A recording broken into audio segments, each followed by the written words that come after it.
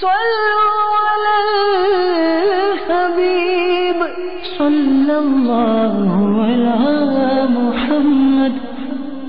Niyatul mu'mini khairun min amalih. The intention of a mu'min, true believer, is better than his action. Before watching this program, please make good intentions in order to seek the pleasure of Allah Azza wa Jal and to gain lots of virtues. For the sake of gaining the pleasure of Allah Azza wa Jal, I will seek ilm deen. After acquiring knowledge from this program, I will convey it to others as an invitation towards righteousness. I will note down the important points. I will watch this program from beginning to end. Insha'Allah Azza wa Jal. میں مبلغ بنو سنتوں کا خوب چرچا کروں سنتوں کا، وہ کرم بہر خاک مدینہ. الحمدللہ رب العالمین والصلاة والسلام علی سید المرسلین، اما بعد فاعوذ باللہ من الشیطان الرجیم، بسم اللہ الرحمن الرحیم. الصلاة والسلام علیک یا رسول اللہ وعلی آلک واصحابک یا حبیب اللہ. الصلاة والسلام علیک یا نبی اللہ وعلی آلک واصحابک یا نور اللہ. مدنی چینل کے ناظرین، ہمارا جو سلسلہ چل رہا تھا، ہم سورہ بقرہ کی 261 261 سے 265 265 آیات کریمہ میں موجود جو مضامین تھے ان پر بیان سن رہے تھے. چونکہ ان آیتوں میں عنوان بہت ہیں، ایک تو ایک آیت چلی، عنوان ہوا، ختم ہو گیا. ان آیاتوں میں عنوانات بہت تھے. اللہ کی راہ میں مال خرچ کرنے والوں کے متعلق عنوان الگ تھا، کچھ صدقہ و خیرات کے حوالے سے اس میں عنوان موجود، اور جو اپنے صدقات کو باطل کر دیتے ہیں اس کی وجوہات، اس کے اسباب بیان کیے گئے کہ اپنے صدقہ و خیرات کو باطل نہ کریں. اور آج ہم اسی سلسلے میں آگے سنیں گے کہ جہاں صدقہ کرنے، خیرات کرنے، اللہ کی راہ میں خرچ کرنے کے بے شمار فضائل ہم نے سنے بھی، اور اس کی جو برکتیں ہیں یہ بھی ہم نے سنی تھی. اب ہمیں یہ بیان کیا جا رہا ہے کہ تمہارے صدقے کس وجہ سے باطل ہو سکتے ہیں. تو ان وجوہات کی طرف اب ہماری توجہ مبذول کروائی جا رہی ہے. چنانچہ پچھلے ہی سلسلوں میں آیت کریمہ آپ کو بیان کی گئی تھی، یا ایھا الذین آمنوا لا تبطلوا صدقاتکم بالمن والاذی. ترجمہ کنز الایمان، اے ایمان والو اپنے صدقے باطل نہ کر دو احسان رکھ کر اور ایذا دے کر.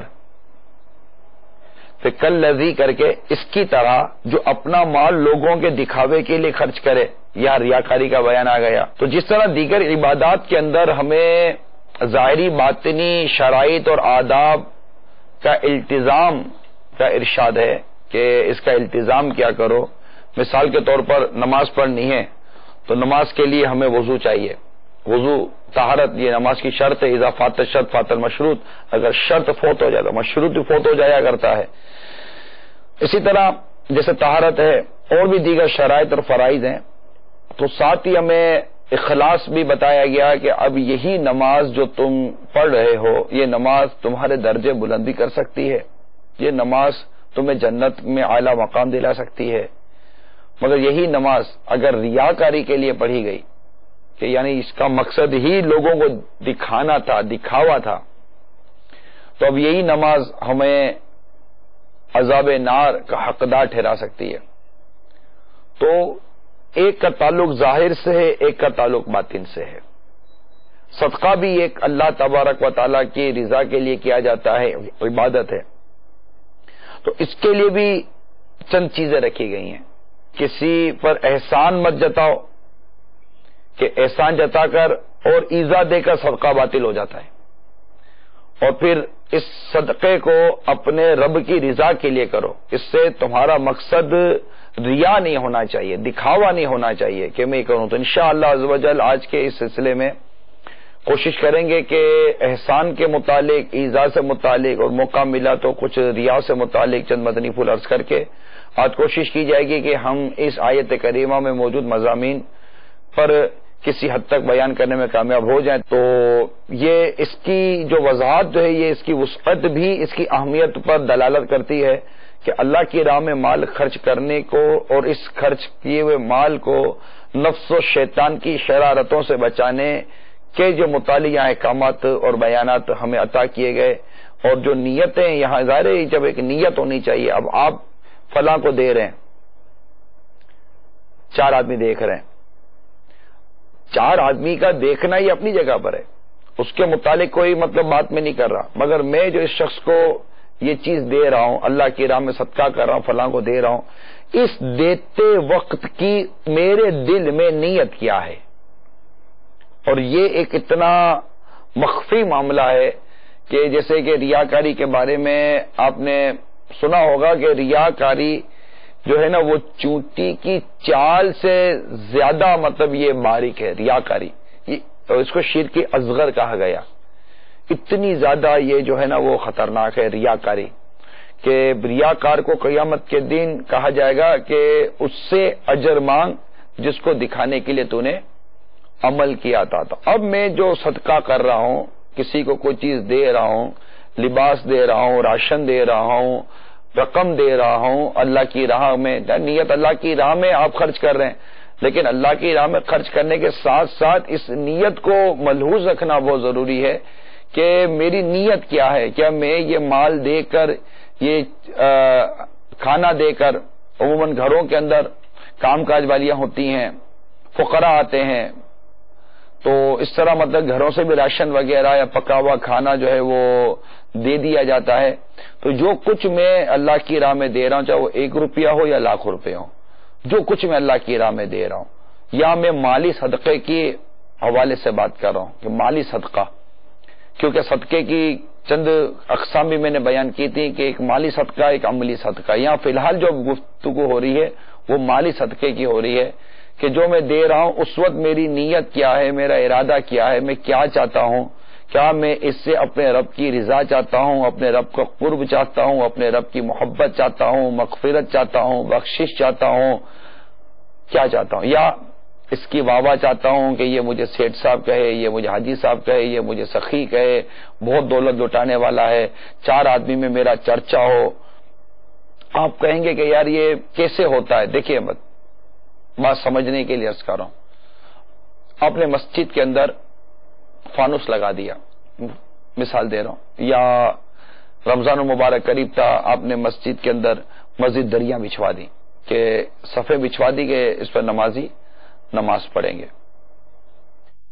اب آپ نے بچھوا دی، بہت اچھا کام ہے، اللہ کی رضا کے لیے ہو جائے تو. اب اس کے ساتھ ایک تمنا دل میں پیدا ہوتی ہے کہ 4 آدمیوں کو جیسے پتہ چلے کہ یہ میں نے بچھوایا ہے. دیکھیں عمل ہو گیا، آپ نے چھپا کر کرنے کی کوشش کی یا اخلاص کے ساتھ کرنے کی کوشش کی کہ مطلب مجھے اللہ کی رضا کے لیے کرنا. اب یہ لوگوں میں عام ہو جاتا ہے کہ اس میں آپ کا اپنا کوئی قصد نہیں ہے، اپنا کوئی ارادہ نہیں ہے، اپنی کوئی نیت نہیں ہے، کوئی ایسی آپ کی فیلنگز پر غور کرنا یہ آپ کی اور میری ذمہ داری ہے. یہاں میں پرسنل فیلنگز کی بات کر رہا ہوں، جو کر رہا ہے میں اس کی بات کر رہا ہوں. تو اب وہ چیز جو بچ گئی، تو اب یہ جو ہے کہ 4 آدمی کو پتہ نہیں چل رہا کہ یار یہ میں نے بچھایا ہے. کوئی نہ کوئی راستہ بنا کر، طریقہ بنا کر کہ پتہ چل جائے کہ یہ میں نے کیا ہے. یا پھر اس میں خواہش پیدا ہوتی ہے کہ امام صاحب کو پرچی چلی جائے، کمیٹی والوں کی طرف سے پرچی چلی جائے. آپ کی اگر خواہش نہیں ہے تو فبیہا، اس پر کوئی کلام نہیں ہے، لیکن کمیٹی کی طرف سے پرچی کا پہنچنا، پھر دعا کا، امام صاحب کا دعا کے اندر تذکرہ کرنا، اسی طرح کی چیزیں ہونا کہ یہ میری خواہش تھی جس کا میں اظہار نہیں کر رہا. دیکھیں کوئی شخص بھی دنیا میں مجھے ایسا نہیں ملتا جو یہ کہتا ہو کہ ہاں میں ریاکاری کر رہا. ہر کوئی ریاکاری کہہ کر ریاکاری نہیں کیا کرتا. ہمارے بزرگوں نے اپنے بارے میں کلام کیے ہیں، وہ بزرگوں کی عاجزی انکساری ہے. تو مطلب اسی طرح جیسے کوئی شخص کہتا ہے کہ میں حاسد ہوں، میں حسد کرتا ہوں، کوئی کہتا ہے کہ متکبر ہوں، میں تکبر کرتا ہوں. اس طرح کوئی کہتا تھوڑی کوئی میں کرتا ہوں. اس کی سائن ہوتی ہیں، علامتیں ہوتی ہیں، پہچان ہوتی ہیں کہ ہاں یہ جو کام کر رہا ہے یہ حسد کی طرف اس کو لے کے جا رہا ہے، یہ حسد کی علامت ہے، یہ تکبر کی علامت ہے، یہ ریا کی علامت ہے، یہ انا کی علامت ہے، یہ عجب کی علامت ہے، کہ ان کی علامتیں دنیا کی محبت کی ایک علامت ہوتی ہے، مال کی محبت کی ایک علامت ہوتی ہے، نوٹوں سے محبت ہوتی ہے، دولت سے محبت ہوتی ہے، اس کی ایک علامتیں ہوتی ہیں، اولاد سے محبت ہوتی ہے، اس کی علامت ہوتی ہے. خالی کہتے رہے محبت ہے محبت ہے محبت ہے، کبھی آج تک اولاد کو چوما تک نہیں ہے، اولاد کو پیار کیا تک نہیں ہے. علامتیں ہوتی ہیں، ہر چیز کی ایک علامت ہوتی ہے، اچھی چیز کی بھی علامت ہوتی ہے، بری چیز کی بھی علامت ہوتی ہے، صحت مند ہوتا ہے تو اس کی بھی علامت ہوتی ہے، بیمار ہوتا ہے تو اس کی بھی علامتیں ہوتی ہیں. ایک علامت ہوتی ہے کیا یہ ہے. تو اب آپ یہ غور کیجئے کہ آپ کے اندر اور ہمارے اندر یہ چیز پیدا ہو رہی ہے نہیں ہو رہی کہ میرا یہ صدقہ یا میرا یہ اللہ کی راہ میں خرچ کرنا یا میرا یہ کام کرنا یہ لوگوں کو پتہ چل جائے تاکہ لوگوں کو یہ ہو کہ یار میں نے کیا ہے. اب یہ کتنی بڑی محرومی اگر ایسا ہو کہ 4 آدمی کی 10 آدمی کی سینکڑوں آدمی کی یا لوگوں کی تعریف یا واہ چاہنے کے لیے بندہ اس جنت کی طرف توجہ نہیں کر رہا جو جنت اللہ تبارک و تعالیٰ نے اس کے لیے رکھی ہے اور اپنی رضا جس کے میں رکھی ہے کہ یہ میری رضا کے لیے کرے. ہم اللہ کی رضا کو چھوڑ کر جنت جیسی نعمت کی جیسے کہ ایک طرح سے کہا جائے کہ اس کی طرف سے نظر پھیر کر ہم اس 4 آدمی 10 آدمی 20 آدمی 100 آدمی یا چلے بہت بڑے کراؤڈ سے واہ چاہنے کے لیے کر رہے ہیں. ہماری توجہ جنت کی طرف ہونی چاہیے، اللہ کی رضا کی طرف ہونی چاہیے. اگر یہ واہ کر بھی دیں چلے جب تک جیا واہ ہی ہوتی رہی، جب تک جیا واہ ہی ہوتی رہی، مگر جب یہ قیامت کے دن پہنچے اور پتہ چلے کہ اس کے ہاتھ میں کچھ بھی نہ آیا. ضرورت مند اس وقت ہوگا جب اس کی موت آ جائے گی، اس وقت جب نیکیوں کی ضرورت ہوگی اس وقت وہ کیا کرے گا. ہاتھ میں کچھ بھی نہ آیا. قرآن پاک کے اندر یہ ضائع ہونے کے حوالے سے جو مثال دی گئی ہے، کیا تم میں کوئی اسے پسند رکھے گا کہ اس کے پاس ایک باغ ہو کھجوروں اور انگوروں کا، ترجمہ کنز سلیمان، جس کے نیچے ندیاں بہتی، اس کے لیے اس میں ہر قسم کے پھلوں سے ہے اور اسے بڑھاپا آیا اور اس کے ناتوان بچے ہیں، تو آیا اس پر ایک بگولا جس میں آگ تھی تو جل گیا. ایسا ہی بیان کرتا ہے اللہ تم سے اپنی آیتیں کہ کہیں تم دھیان لگاؤ. یعنی اسے مال کی ضرورت زیادہ اور کمانے کی طاقت نہ رہے، ایسے ہی قیامت میں نیک اعمال کے ثواب کی ضرورت ہوگی اور اب نیکیاں کرنے کی طاقت نہ ہوگی. خیال ہے کہ مومن قبر میں بھی نماز و تلاوت قرآن کرتا ہے مگر ان پر ثواب نہیں ملتا. یہ یہاں وضاحت مفتی صاحب نے ایک وضاحت کی ہے. یہاں جو سمجھانے کا مقصد یہی ہے کہ ایک شخص اپنے بڑھاپے کا سامان جمع کرے اور اس کی اولاد کی بھی ضرورت ہو اور آخر ایک وقت ہو گئی اس کمانے کی طاقت نہیں رہی کہ میں اس سے اپنے اور اپنے اہل و عیال کی ضرورت پوری کروں گا، اور اس وقت یہ آگ یہ اس کا باغ اور اس کی یہ ساری چیزیں جل جائیں، اس وقت اس کی کیا ہوگی؟ اب تو اس کے ہاتھ میں کچھ نہ رہا. تو کل جب بروز قیامت ہم حاضر دیں گے اللہ کی بارگاہ میں کہ اب نیکی نہیں کر سکتا آدمی، اس کا ثواب کا ختم ہو گیا. دنیا دارالعمل ہے، آخرت دارالجزا ہے. تو اب جب یہ قیامت کے دن اللہ کی بارگاہ میں حاضر ہو، یہ تو سوچ کر آئے گا کہ میرے تو اتنا کام کیا اتنی مسجدیں بنائی، اتنے مدرسے بنائے، اتنی شادیاں کی، اتنے صدقہ و خیرات کیے، یہ کیا. مثال کے طور پر اپنی دیگر عبادات کے اندر بھی اگر وہ غور کر لے کہ میں نے اتنی نمازیں پڑھی، اتنے نفل پڑھے، اتنے حج کیے، اتنے عمرے کیے، اتنی زکوٰۃ دی، تو اتنا فلاں کیا اتنا فلاں کیا. لیکن اگر یہ اعمال ریاکاری کی نظر ہو گئے، دکھاوے کی نظر ہو گئے، تو یہ سب کے سب مردود ہو گئے نا، مٹی گئے، بات ختم ہو گئی. اب قیامت کے دن وہ آئے اللہ کی بارگاہ میں، پتہ چلے کہ میرے یہ سارے کے سارے اعمال برباد ہو گئے، مٹ گئے، کیونکہ میں نے دکھاوے کے لیے کیے تھے. تو اب اس وقت اس کی کیفیت کیا ہوگی؟ اس کا مطلب کہ حسرت کتنی ہوگی. اب مطلب ویسے تو نہیں کہ واپسی جائے گا اور دوبارہ کو عمل کر آ جائے گا، یہی ایک وقت تھا. تو اب لوگوں نے واہ کر بھی دی، لوگوں میں شہرت ہو بھی گئی، تو کون سا یہ ہمیشہ کے لیے رہنا ہے؟ آخر مرنا تو ہے نا. تو نیکیاں کریں، اللہ ہمیں توفیق دے، اخلاص کے ساتھ کریں، اور صدقہ و خیرات بھی ہمیں اخلاص کے ساتھ کرنا ہے. یہ تو ایک اس کا باطنی بیان ہوا کہ ضروری جو چیز تھی.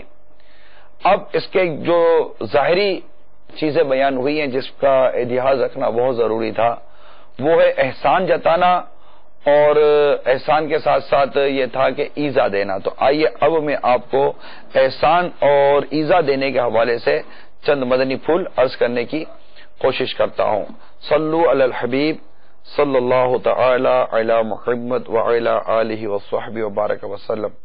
صلاۃ و سلام علیک یا سیدی یا رسول اللہ۔ کسی پر احسان رکھنا یا احسان جتانا شریعت مطہرہ نے اس کو پسند نہیں کیا، بلکہ یہ ایسا عمل اس کو بیان کیا گیا کہ جس سے صدقہ جیسی عظیم عبادت بھی باطل ہو جاتی ہے۔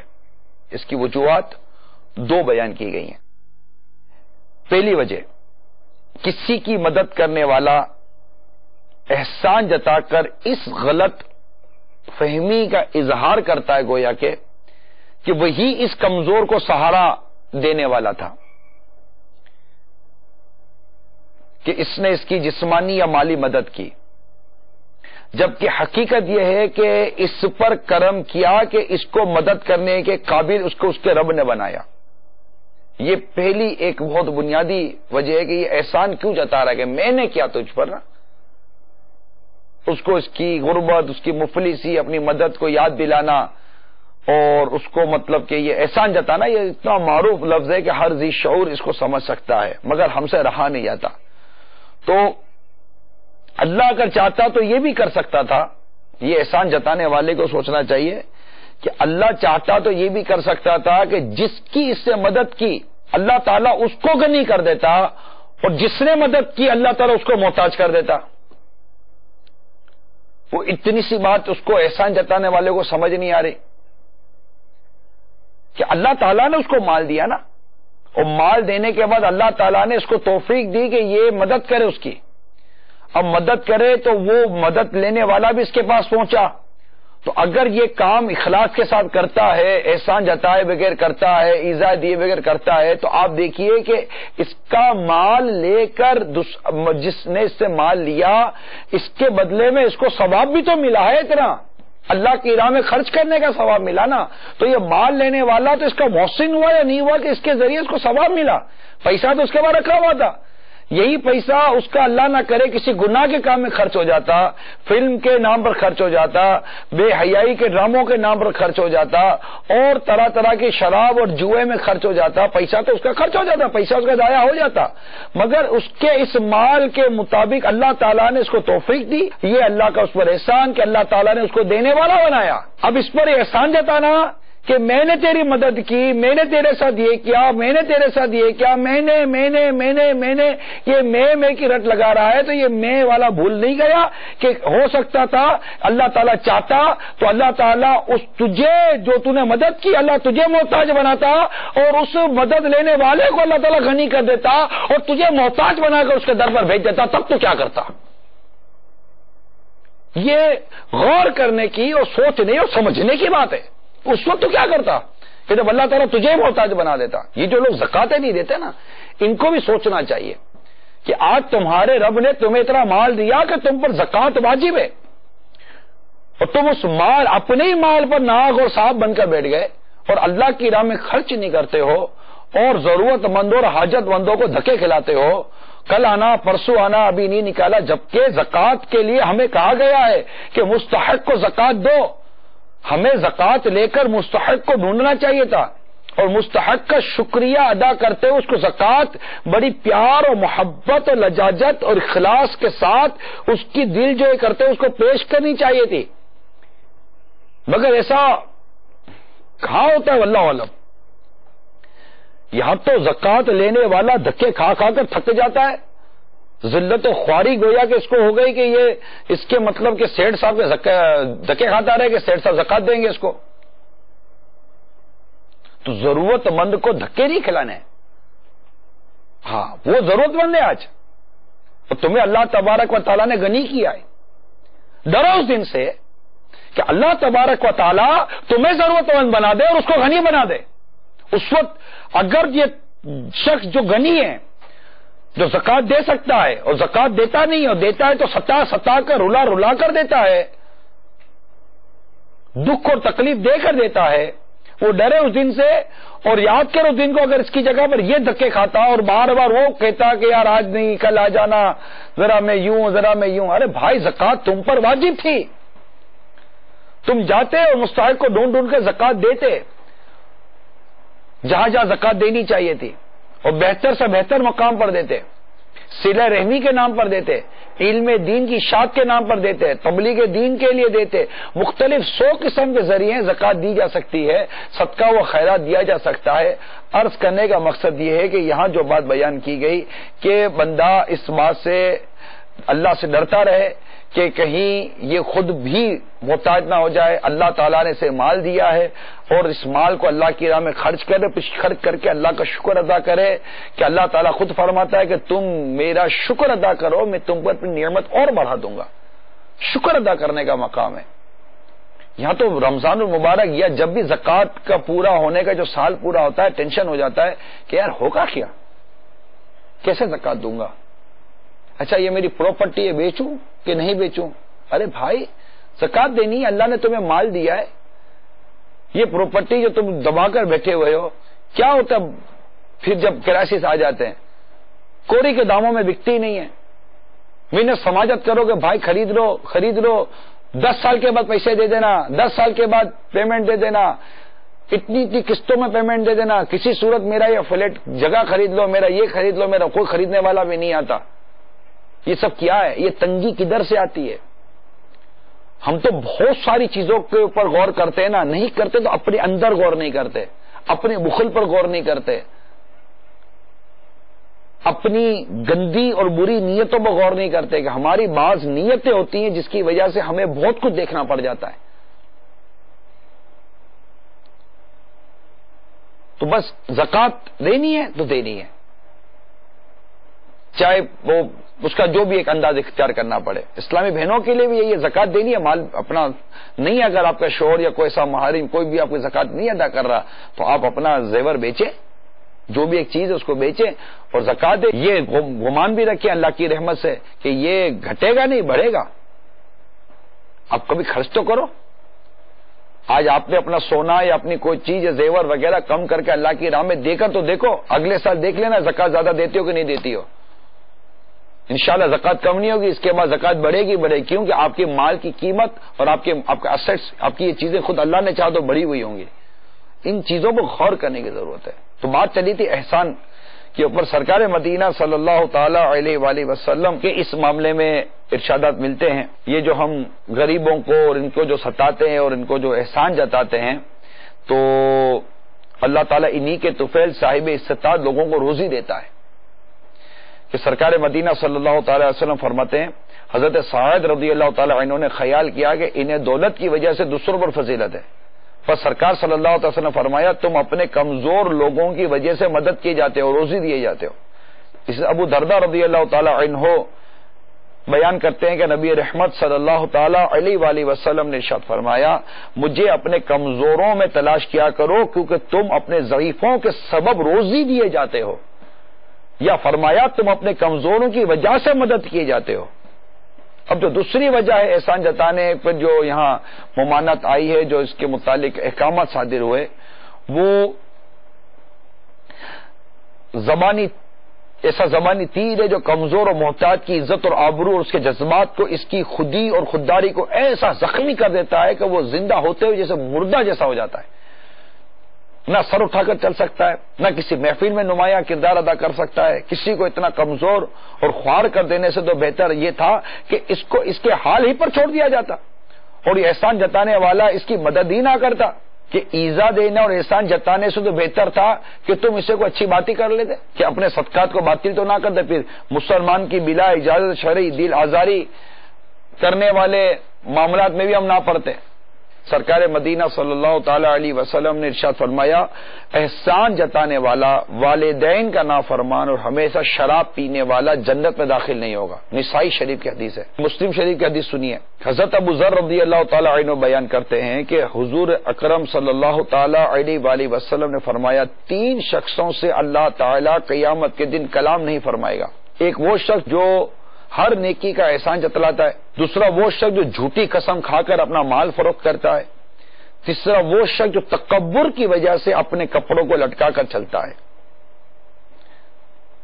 تو یاد رکھیے میرے پیارے اور میٹھے اسلامی بھائیوں، منان، یہ احسان فرمانے والا یہ اللہ ہے، صرف اسی کو حق حاصل ہے کہ وہ اظہار احسان فرمائے۔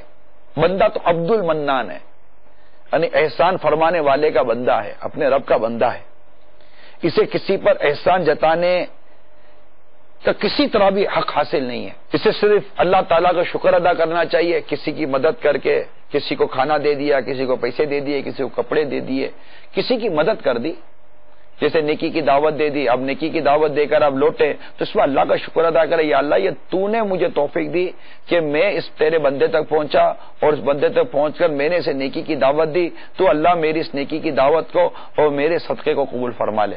کسی کو راستہ پار کروا دیا، اندھے کو راستہ دکھا دیا، کوئی چیز ہٹا دی، تو اللہ تعالیٰ نے ہمیں اس نیکی کی طرف توفیق عطا کی نا۔ اللہ تعالیٰ کی طرف سے یہ ہمیں ایک ہم پر احسان ہوا کہ ہمیں اتنے بندوں میں سے ہمیں اللہ تعالیٰ نے ہمارا انتخاب فرمایا کہ میرا یہ بندہ جا کر میرے اس بندے کی مدد کرے گا، میرا یہ بندہ جا کر یہاں سے رکاوٹ ہٹائے گا، میرا یہ بندہ جا کر یہ کرے گا۔ بندہ غور کرے کہ اللہ تعالیٰ کی اتنی مخلوق زمین پر بس رہی ہے، اللہ تعالیٰ نے مجھے یہ توفیق، یہ سعادت عطا کی کہ مجھے یہ مطلب نیکی کرنا نصیب ہو گیا۔ اس پر یہ اترائے گا، اس پر احسان جتائے گا، اس پر ایزا دے گا، یا اس پر اللہ کا شکر ادا کرے گا؟ بات سمجھنے کی عرض کر رہا ہوں۔ اللہ تعالی ہم سب کو عقل سلیم عطا فرمائے۔ اسی طرح تکلیف دینا، ایزا دینا، وہ چاہے زبان سے دے یا اعضاء سے، اسلام پسند نہیں فرماتا کہ کسی مسلمانوں کو ایزا دی جائے، تکلیف دی جائے۔ تکلیف کو اللہ اور اس کے رسول نے یوں پسند نہیں کیا، بلکہ بہت واضح روایت ہے، آپ بار بار سنتے رہتے ہیں کہ مومن کی نشانی یہ بیان کی گئی ہے کہ جس کے ہاتھ اور زبان سے دوسرا مسلمان محفوظ ہو۔ تو جب ہاتھ اور زبان سے دوسرا مسلمان محفوظ ہو تو ظاہر ہے کہ اب اس کے لیے یا تو زبان سے تکلیف دی جائے گی یا ہاتھ سے تکلیف دی جائے گی۔ ان دونوں تکلیفوں کے بارے میں ہمیں غور کر لینا چاہیے۔ دھکا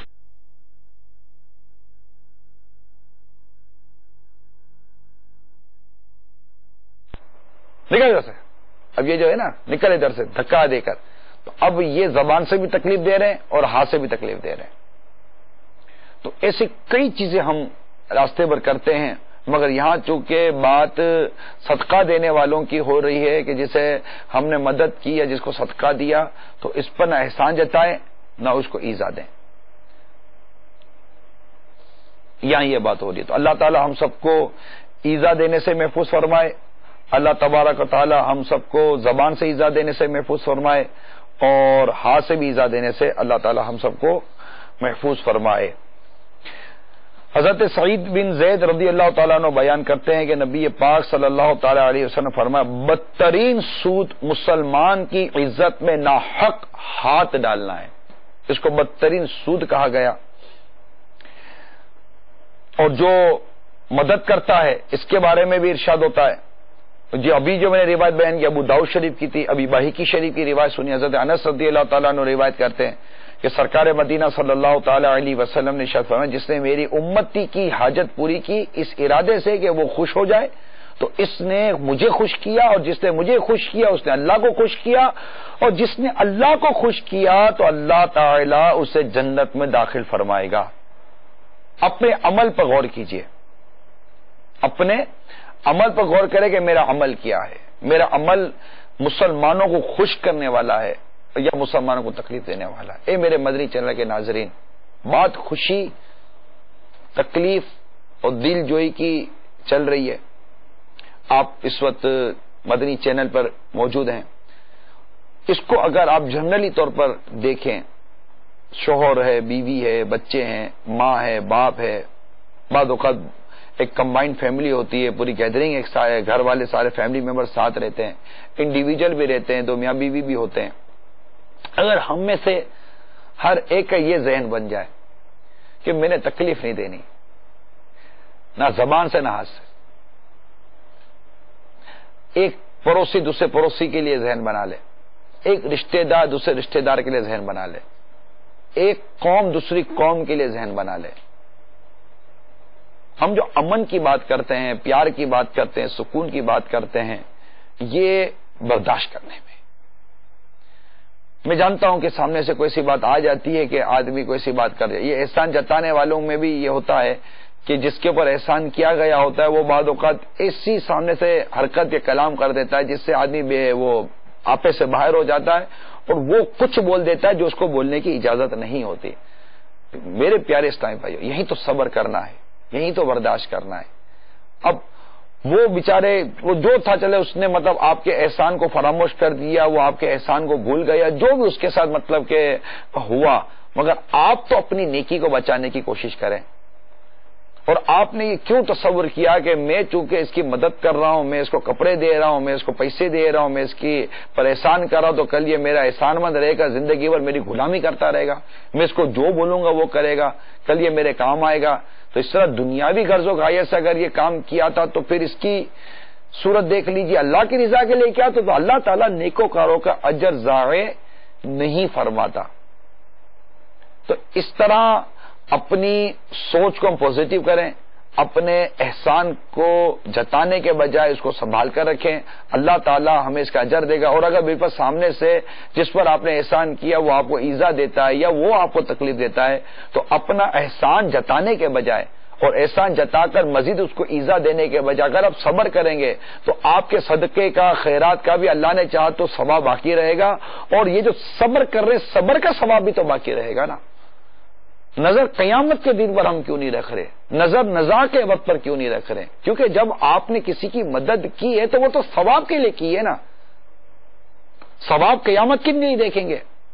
یہاں پر ہم نتیجہ پانے کے لیے اور اس کو اپنا غلام بنانے کے لیے اس کے لیے ہم کر رہے ہیں کہ میں اس کو اپنا غلام بنا دوں گا کہ میں نے اس کی مدد کی ہے، بچپن سے مدد کی ہے. باپ بیواؤں کی مدد کرتے ہیں، یتیموں کی مدد کرتے ہیں، تو اب زندگی بھر ان کے اوپر یہ احسان رکھنا کہ میں نے تمہاری مدد کی تو میری مانو، میں نے تمہاری مدد کی تو میری مانو، میں نے تمہارا گھر چلا تو میری مانو، میں نے تمہارے بیٹیوں کی شادی کی تو میری مانو، میں نے تمہیں نوکری دلائی تو میری مانو، میں نے تمہارے ساتھ یہ کیا تو میری مانو، میں نے یہ کیا میں نے یہ کیا تو میری مانو. پورے خاندان کو، پورے گھر کو، سب کو اپنا غلام بنانے کے لیے کیا تھا؟ یہ اللہ کی رضا کے لیے کیا تھا؟ اپنی منوانے کے لیے کیا تھا کہ اللہ کی رضا کے لیے کیا تھا؟ کس کے لیے کیا تھا؟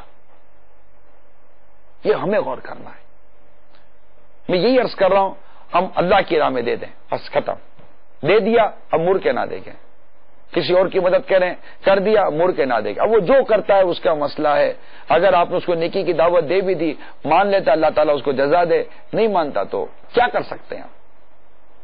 تو میرے میٹھے اور پیارے اسلامی بھائیوں، میں نے یہاں پر کچھ وضاحت کر دی جو احسان جتانے، ریا کے حوالے سے اور ایذا دینے کے حوالے سے. اللہ تعالی ہمیں عمل کی توفیق عطا فرمائے اور ایذائے مسلم سے اللہ تبارک تعالی ہم سب کو محفوظ فرمائے.